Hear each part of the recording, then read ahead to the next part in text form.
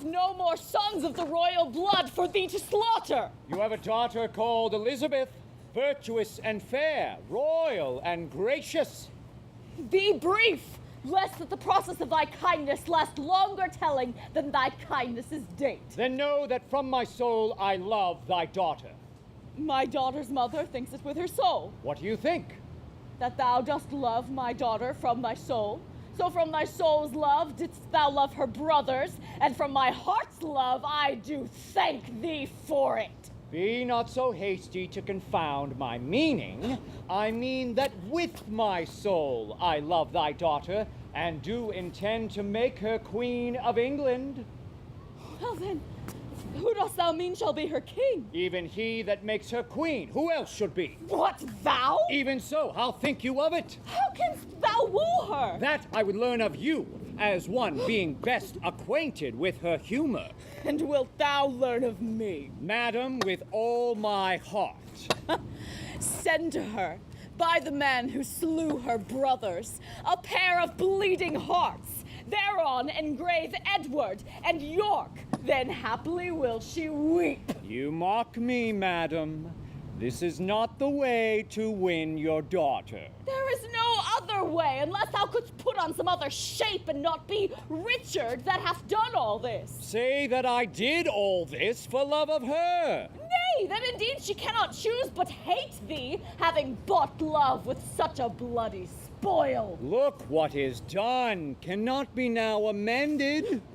Men shall deal unadvisedly sometimes, which after hours gives leisure to repent. If I did take the kingdom from your sons, to make amends, I'll give it to your daughter. If I did kill the issue of your womb, to quicken your increase, I will beget mine issue of your blood upon your daughter. Your children were vexation to your youth, but mine shall be a comfort to your age. The loss you have is but a son being king, and by that loss your daughter is made queen. I cannot make you what amends I would, therefore accept such kindness as I can. The king that calls your beauteous daughter wife, familiarly shall call thy Dorset brother.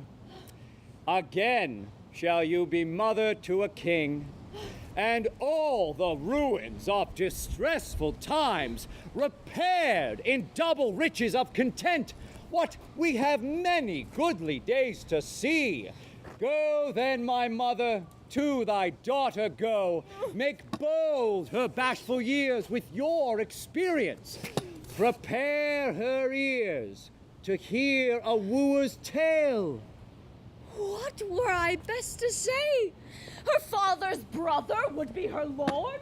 Or shall I say her uncle? Or he that slew her brothers and her uncles? Infer fair England's peace by this alliance. That which she'll purchase with still lasting war. Tell her the king that may command entreats. That at her hands which the king's king forbids. Say she shall be a high and mighty queen.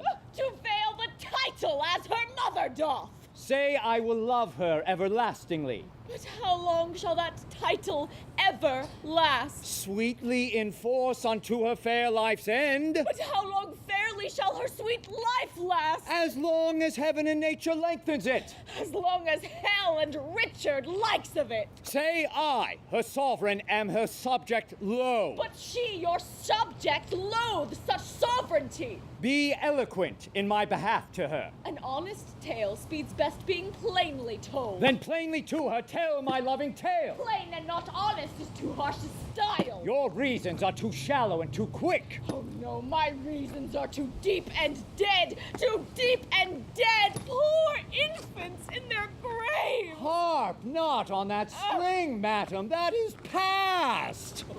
Harp on it still shall I till heartstrings break. As I intend to prosper and repent, so thrive I in my dangerous affairs of hostile arms. Myself confound. Heaven and fortune bar me happy hours. Day, Yield not thy light, nor night thy rest.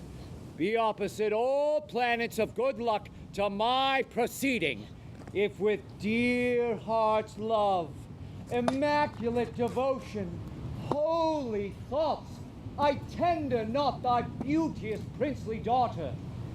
In her consists my happiness and thine. Without her follows to myself and thee, herself, the land, and many a Christian soul, death, desolation, ruin, and decay.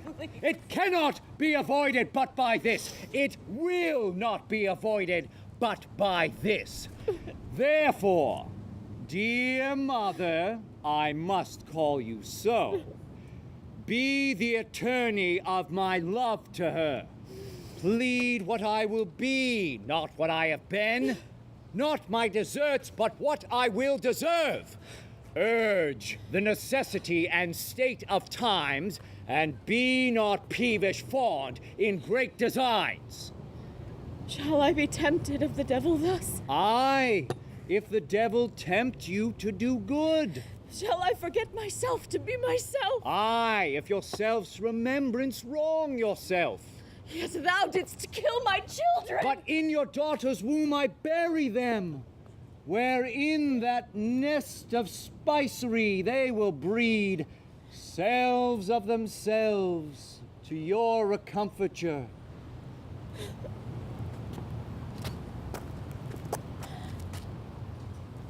Shall I go win my daughter to thy will? And be a happy mother by the deed. I go. Write to me very shortly, and you shall understand from me her mind. Bear her my true love's kiss.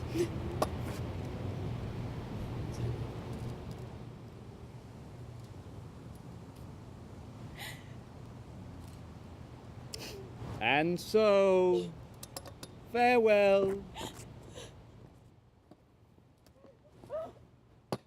Relenting fool and shallow changing woman!